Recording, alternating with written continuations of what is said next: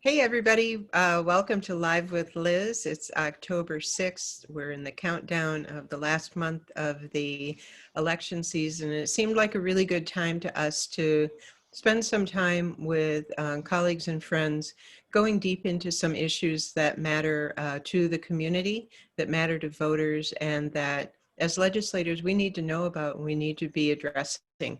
So today I'm really happy to be talking about a topic near and dear to my heart, healthcare, and to have as our guest Laurie Halverson, outgoing representative for District 51B, on her way to the Dakota County Board, where we will be able to partner on matters related to healthcare. And that's why I've invited Laurie today, because from my point of view, we're going to have better policy when city, county, state, school district, and federal levels of government all work together. So we'll talk about what's going on with COVID, but I'd also really like to spend a few minutes exploring what the potential is when we have that kind of strong partnership. As a person in the healthcare industry in the past, as a legislator concerned with healthcare, and now as a future board member on the county board, I think she's uniquely equipped for that. So welcome, Laurie. Well, thanks, Liz. Yeah. Tell me why you decided that you were willing to come on for this little venture. Talk about what you'd like to have to Well, cover here today. talking about health policy is like a cocktail party for me. It's lots of fun.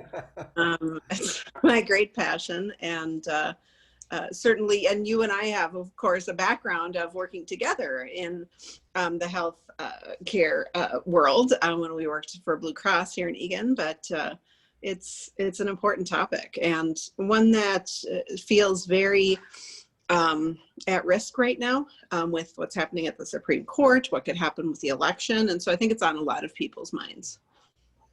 Yeah. So I appreciate you hosting it and having this conversation. Well, and speaking of which, Linda here, who's also attending, sent a question in advance. And Linda, I wonder if you just want to join in and talk about what your concerns were that you sent us ahead of time. I'd love to hear it from your own mouth. Sure. Well, I'm one of those people who purchases in the independent market, and Lori knows some of my story because of all the uncertainty and expenses of that over the years. And have to say that even though there have been big challenges with the premium costs, with policies through the Affordable Care Act, I was also one of those people who years ago got bumped. I got turned down for insurance by independently, and didn't have anything that I thought was a pre-existing condition or a health issue. Which really, so when people talk about pre-existing conditions being covered and if that's going to be maintained, it's what an insurance company decides is a pre-existing condition. So it might not be the big diseases and chronic issues that we think of. It could be things that, if you've just gone to the doctor for, I've been having some strange stomach aches and they went away, that might end up being your pre-existing condition that gets you turned down. So in my case, I actually was turned down because I had lost weight, which my doctors actually thought was a really positive thing. So as we talk about things like with the ACA potentially losing pre-existing conditions, I think anybody once you're into your 50s is really highly at risk for the chance of being turned down for things you may not even consider.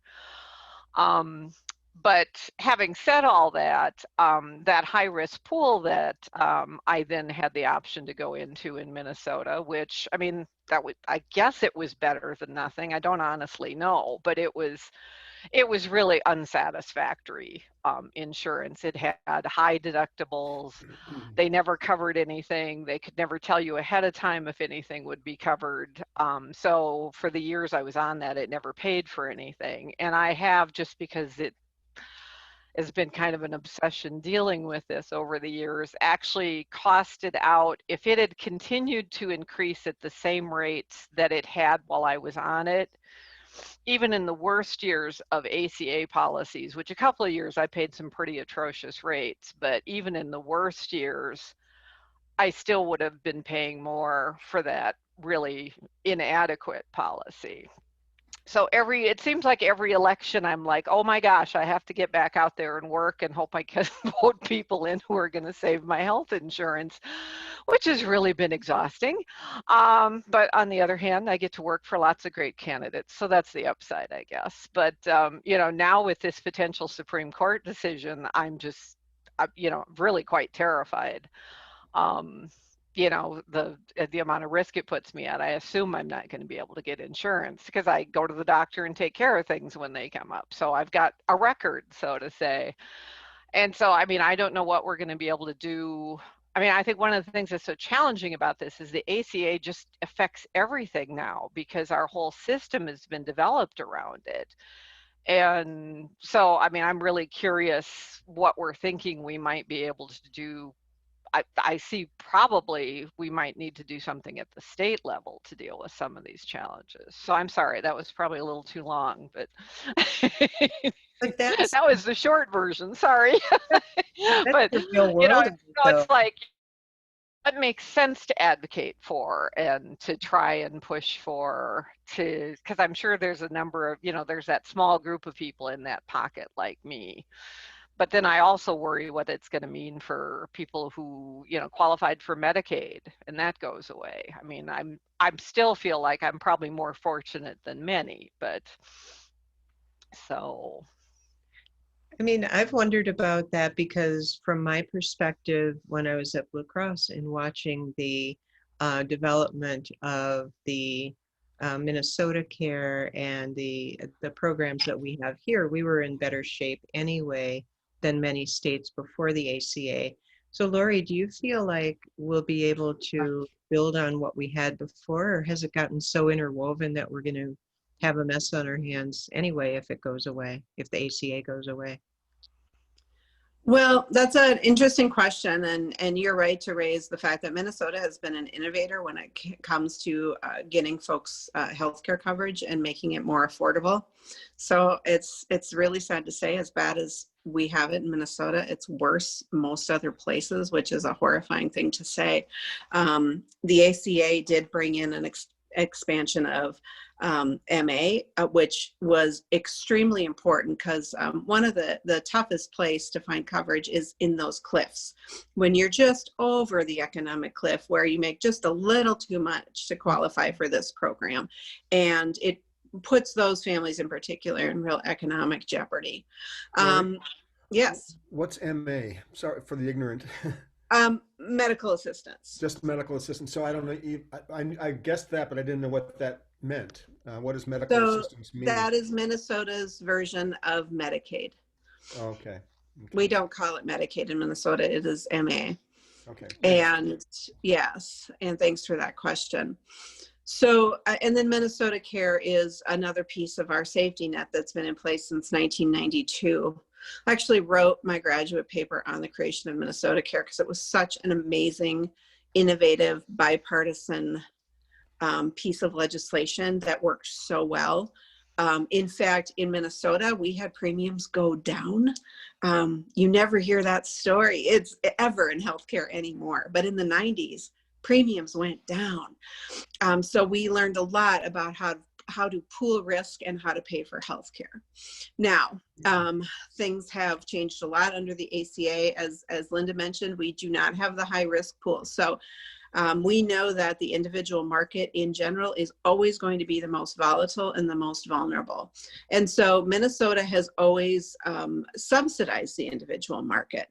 The way that we did it was with the high risk pool, which wasn't super effective, as you said, for people who were in it. What it did was it brought down rates for people who were buying into the individual market and the small group market as well. And so it created this more of stability in those markets. It wasn't a perfect solution, and you're right. And we kept looking for solutions to how do we expand Minnesota Care to more people, and how do we change the way that we purchase healthcare. So that needed to be changed and tweaked, but there was a stability mechanism in place, and Minnesota paid for it. So the state subsidized Minnesota care to the tune of about $3 million a biennium. And so $3 billion a biennium. And sorry, I get my B's and my M's mixed, the billions. That's a deal. Yeah, right. And so we've always subsidized the individual market for that very reason that you're talking about. It's the most expensive to buy because it is the hardest to risk rate for, and it's the hardest to share because that's what you're doing. It's a big math problem. So, and then we go to the small group market. And in Minnesota, we have regulatory authority as a state over the individual market and the fully insured market in the small group area. So we can do a lot more with regard to policy making in those two areas. Now, there's a federal law called Erisa that prevents us from having any regulatory authority over self-insured large groups. So Target and General Mills and any big employer, and by big it could be 200. I mean, depending on if they want to self-insure, they for their employees, and they hire a company to administer the benefits. So people say, I work for, such and such a big company, General Mills, and my insurance is Blue Cross. It's like, your insurance is actually your employer. So I work for the state of Minnesota. That is my insurer, because they assume the risk. So they pay for everything.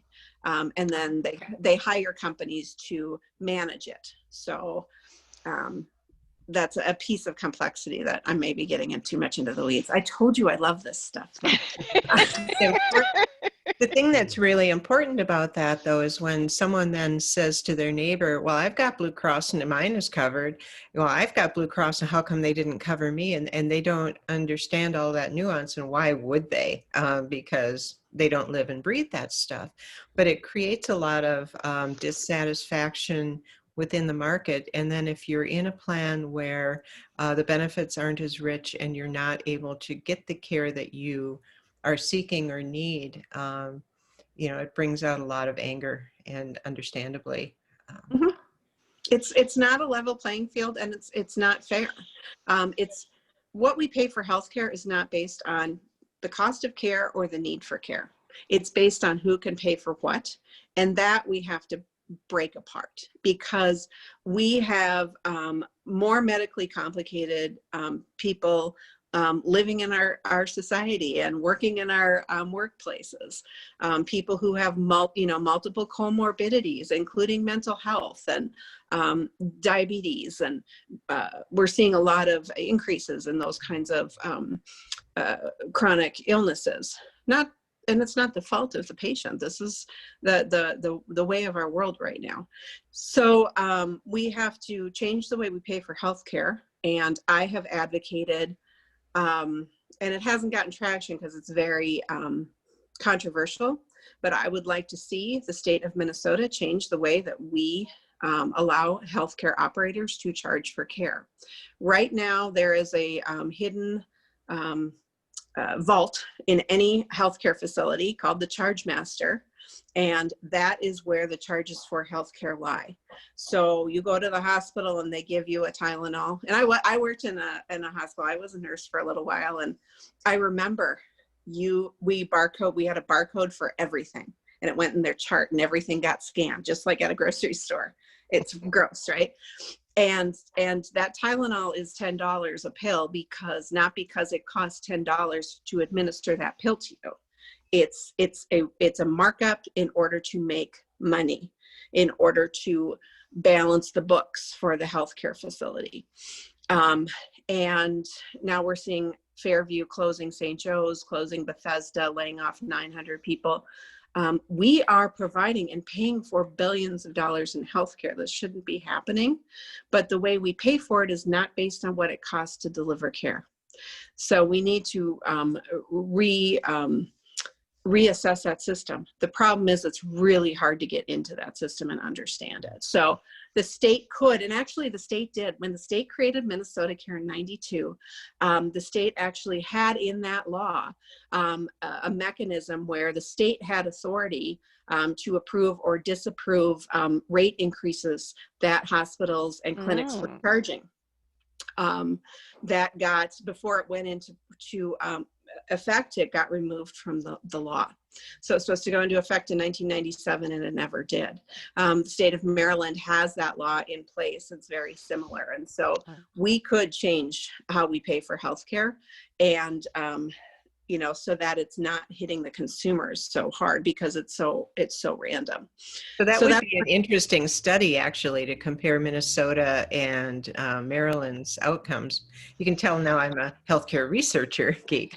I think, but that could be very promising in terms of understanding what's the impact of a piece of legislation. The other thing I'd like to introduce is the having the employer in the middle. We touched on that. If you work for a big company, they're self-insured, they can, you know, give you great benefits. And typically people who work for big companies get really good benefits. The smaller it gets, the more they're struggling just to give something. Sometimes it's coverage and there's not even an employer contribution. And then you get to the individual and the uninsured. So there's structural tiers built in there. And there's also a lot of cost built in to administer that. There's the cost of selling the coverage to the employer. There's the cost of setting up business separately. I worked in many roles at Blue Cross, including operations and helping manage the fourth quarter setup, when 60% of the company's business would get set up in just a couple of months. And there's so many variations on, if there's a big company and you want their business, and they say, well, you have to match our benefits, and your company doesn't have anything like that set up already, the company still says yes. And imagine how much it costs to set up a whole unique thing. That cost gets carried over. That whole level of complexity gets carried over. And I really struggle to see what value it adds. It's an artifact from World War II, when they had wage controls, and being able to give benefits was a way to attract workers that didn't involve giving wages. So we don't need that artifact anymore. Well, and it's a way to increase people's salaries, wages, without a tax liability to the company. So it's, our healthcare system was built on the tax code, not on the healthcare code.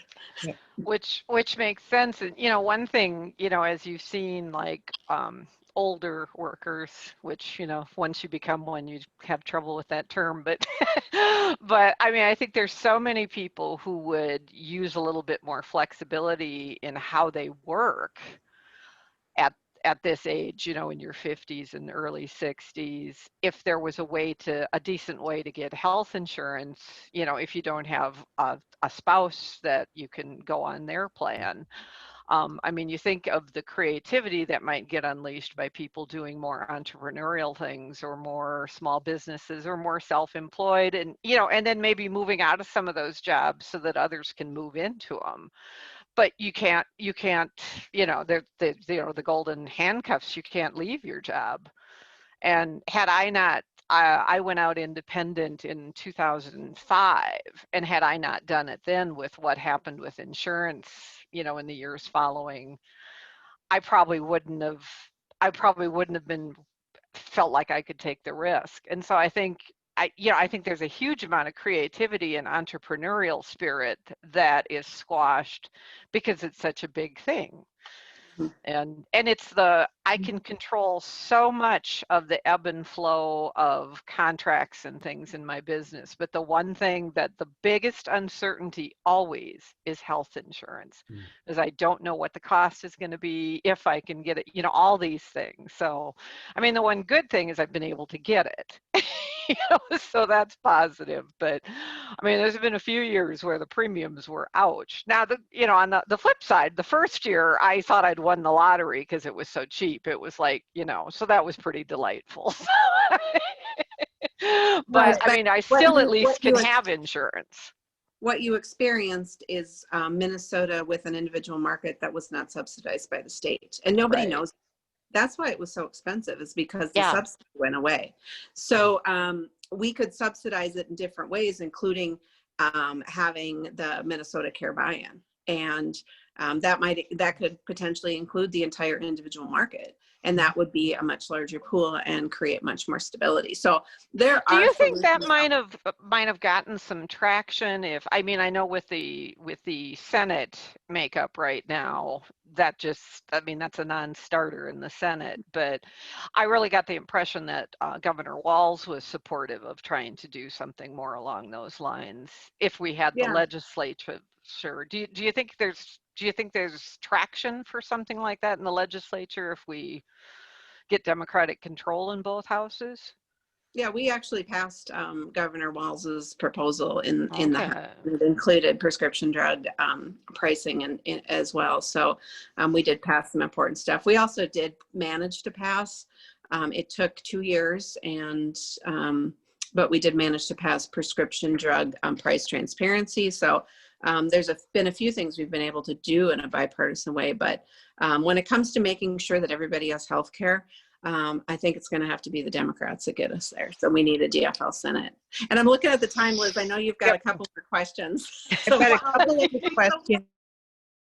So the person who asked one isn't here. I think we'll bring it forward so that she watches later, she can hear it. And it had to do with what was the status of COVID testing and treatment being available to consumers, to people who were sick. And I looked up on the Minnesota Health Plan website, and all of the major plans in the state have continued that through the end of the year.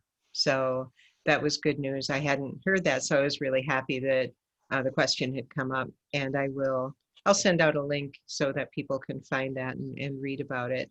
I was a little worried because I looked first on the MNsure site and I saw Department of Health, and it was like, every plan that is offered through MNsure, it's like, well, what about everyone else in the state? But I saw that that all of the health plans were on board with that. They took that step almost immediately without action from the legislature. We did put, sorry, my dogs are going to bark. And we did put some belt and suspenders around that in public policy, but that was something that the plans did do early on. One of the challenges with that, and one of the questions that I asked when we were going down this road, is what about on the pricing side? And what I found out, so I've been tested for COVID 3 times, if one of the tests that I found out I took, because it was like, oh, this was so easy. I didn't have to have symptoms. I'd been doing relief work in Minneapolis, and they said, if you've been doing relief work, go get tested. So I went to find the place where I could get tested without COVID symptoms, and I found this place over in West St. Paul, and it was so easy and this and that. Well, come to find out, they charged my insurance company like $250 for that test. My clinic, which was only testing people who were symptomatic, did not price gouge. So it's like, therein lies the problem, right? Mm-hmm. So it's a challenge, but we continue to increase accessibility for testing. The governor did, we have met our $20,000 a day goal, and the governor is now pushing us to a 45,000 tests a day with the new rapid saliva test, because testing is going to be so vital to tracing, especially now. The news today is that 38% of the cases are from a non-known community source. Yeah. That is a very scary number. So we need really robust testing. Why are we so far behind? I don't need to tell you. The federal government failed to provide states with testing supplies, with getting our systems up and running for manufacturing, so that we had a supply chain in the United States to create and administer testing. We created our own in Minnesota with the Ingenuity of Mayo Clinic and the University of Minnesota. And so we are lucky, but again, health shouldn't have anything to do with luck. So that frustrates me greatly. Hey, Laurie, you've got a wealth of experience in the legislature, and we're entering a biennium where we're going to be in deep trouble with revenues. and the budget deficit, and the states have to have a balanced budget. I assume, even though nothing will happen until January 20th, if we can take over the U.S. Senate and maybe this and the state Senate, um, maybe we can have a federal package that would help states and communities support first responders and healthcare and so forth. But if we have to do serious budget cuts, where would you cut? I mean, it's state government. I just read the today covers 7% of the costs. I mean, the state employees is 7% of the budget. So there's not, that's not the window. You can't gouge state employees and make any progress at balancing the budget whatsoever. It's all in social services and public health. So, you know, it's just not. And I don't know if the legislature could tax the rich quickly enough in February of this coming year in order to get revenue to balance the budget for this biennium, not to mention the next biennium. But what do you have any insights on how the heck we could handle that? Well, revenue is a piece of the puzzle, and I think when you get the Democrats in charge, you've got a group of leaders who are going to look at a comprehensive plan to structurally balance our budget. Unfortunately, under Republican leadership, we have never had a structurally balanced budget, you know, in the last 20 years. I got into the legislature. We inherited a deficit from our Republican predecessors, and because their goal was to hide that literally the numbers were completely made up. We are going to get this much savings by, I mean, they were booking $1 billion in savings by testing or having a means test for Medicaid, which we haven't had in Minnesota. I mean, a means test for a work test for Medicaid that you had to be actively working in order to get it. And so, and they were going to book $1 billion of savings. It's like, that's not going to save us any money. It's going to throw people off of MA and make them sick. And we are going to be making that up in the hospital. You know, the state buys a ton of healthcare. If we could do things like negotiate what we pay for healthcare more robustly, that would make a big difference. We're the biggest purchaser of healthcare in the state of Minnesota. It is our state government. So we could do things like look at the kind of power that we have as a state purchaser to get better value. I think value has to be the name of the game. One of the things that happened when I came in was I had Republicans begging me to fund disability services because their local disability service businesses were being decimated. They couldn't care for people with disabilities, and so in their homes. And so they were being put into nursing homes. Young people were being put into nursing homes because they couldn't get at-home care. Guess what's way more expensive? You know, it's like, you want the state to buy quality, patient-driven in-home care, or do you want to buy nursing home care? Nursing home care is way more expensive. So making sure that we are budgeting for value is going to make a big difference. And I think at both the state and federal level, we have looked at numerous loopholes that we could work to close. And Donald Trump, unfortunately, gave us a roadmap of what corporate loopholes look like, and we can change that. As a state, and we have tried to get those passed, policies passed, and have not been successful. But that is the low-hanging fruit right there. We are not without the ability to take swift action.